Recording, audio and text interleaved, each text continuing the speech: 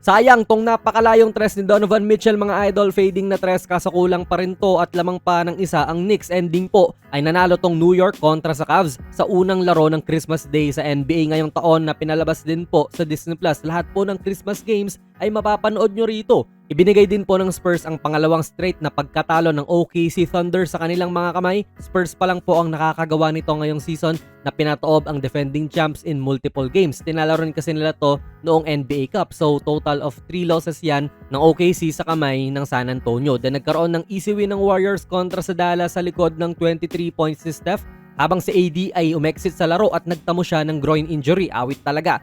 Speaking of easy win, heto tambakan ang ganap po ng Houston at Lakers kung saan nagwagi ang Rockets 119-96 at third quarter pa lang tapos na ang laro basically.